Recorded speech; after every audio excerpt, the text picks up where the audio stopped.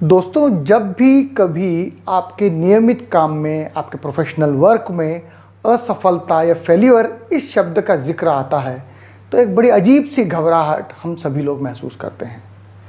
और ये स्वाभाविक भी है। असफलता कौन चाहता है, फेल्यूर कौन चाहता है। हम सभी दिन रात अगर मेहनत करते हैं, काम करते हैं तो हमारा उद्देश्य सफल होने का ही होता है, सफलता प्राप्त करने का ही होता है। लेकिन फिर भी ऐसा होता है कि बहुत सी बार हमारे कामों में हमें असफलता हाथ लगती है। ज़रूरी नहीं है कि हर काम हमारा पूरी तरह से सफल हो ही, भले ही हमने प्रयास 100% किए हों, वो भी हमारे नज़रिए से, लेकिन सफलता नहीं आ पाई। ऐसा बहुत बार होता है। लेकिन सफलता से असफलता और असफलता से सफलता, ये एक साइकिल है और ये नियमित तौर पे चलता ही रहेगा। ज़िंदगी में ये सारे उतार चढ़ाव हम देखते ही रहेंगे। लेकिन ऐसा क्या है कि जब असफलता सामने नज़र आ रही हो तब भी हम प्रयास करके उसको सफलता में बदलें। इसके लिए किस चीज़ की आवश्यकता है, ये सबसे ज़्यादा ध्यान रखने वाली बात है या काबिले गौर है। ऐसे कौन से प्रयास किए जाएं जिससे कि हम असफलता को बदलकर सफलता में कन्वर्ट कर सकें। दोस्तों, मैं एक बहुत ही छोटी सी बहुत सुंदर स्टोरी शेयर कर रहा हूँ आप लोगों से। ये एक बहुत ही मोटिवेटिंग स्टोरी है। एक बहुत ही छोटा सा राज्य था और वहाँ के गुप्तचरों ने आकर एक बार राजा को सूचना दी कि हमारे पड़ोसी राज्य की बहुत बड़ी सेना हम पर आक्रमण की तैयारी कर रही है, तो अब हमें निश्चित ही कुछ कदम उठाने की आवश्यकता है। उस दरबार में बैठे हुए एक युवा मंत्री ने अचानक उठकर कहा कि वो अगर हम पर आक्रमण की तैयारी कर रहे हैं, इसका मतलब कुछ दिन तो वो लेंगे तैयारी में, क्यों ना हम उसके पहले ही चलकर उन पर आक्रमण कर दें।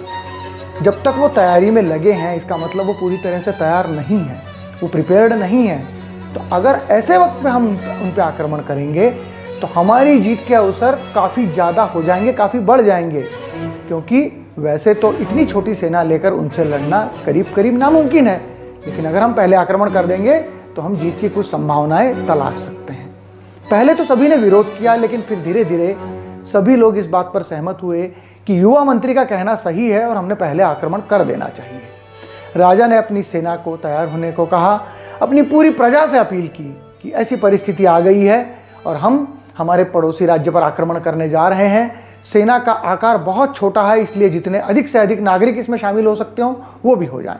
करीब करीब सभी नागरिकों ने अपनी हामी भरी और सेना का साथ देने का फैसला किया। एक तय समय पर, तय दिन पर सेना और सारे नागरिक एक साथ पड़ोसी राज्य के लिए रवाना हो गए आक्रमण करने के लिए। उन दोनों राज्यों के बीच में एक नदी थी। जब पूरी सेना उस नदी पर पहुंची और उन्होंने उस नदी पर बने पुल को पार किया, उसके बाद राजा ने आदेश दिया कि इस पुल को तुरंत के तुरंत जला दिया जाए।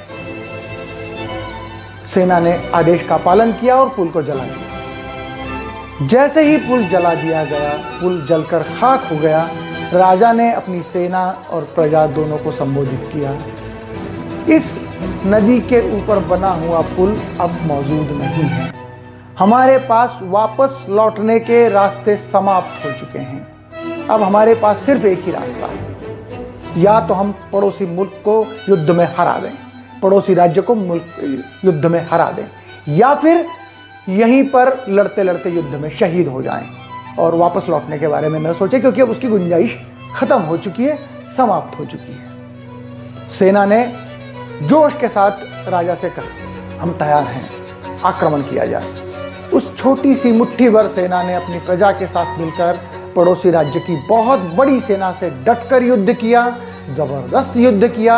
और चूंकि वो जानते थे कि अब वापस लौटने का रास्ता नहीं है, तो उन्होंने उस पड़ोसी राज्य की इतनी बड़ी सेना को परास्त भी कर दिया, सिर्फ इस एक सोच के साथ कि अब असफलता के लिए कोई गुंजाइश मौजूद ही नहीं है, अब कोई रास्ता बचा ही नहीं है। तो अब या तो मरना है या सफल होना है। तो उन्होंने सफल होकर दिखा दिया।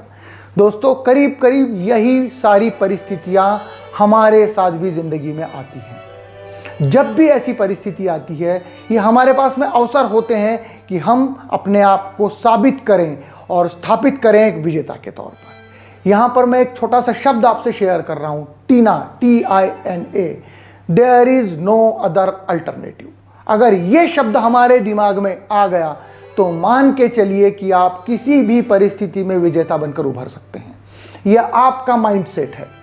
अगर असफलता आपके दिमाग से जा चुकी है, असफलता का डर आपके दिमाग से जा चुका है, तो तय मानिए किसी भी परिस्थिति में आप विजेता बन जाएंगे, आप जीत हासिल कर लेंगे। तो ज़रूरत किस चीज़ की है?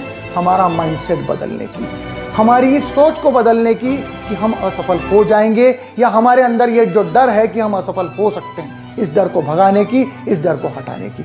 अगर हम इस डर पर पार पा लेते हैं, इस डर पर विजय पा लेते हैं, तो हम किसी भी मैदान में विजय पा लेंगे, किसी भी मैदान में जीत हासिल कर लेंगे। इसलिए ज़रूरत है सिर्फ अपने माइंडसेट को असफलता के डर से दूर रखने की, अपने दिमाग से ये डर भगाने की कि हम असफल हो सकते हैं। निश्चित ही विजय आपकी।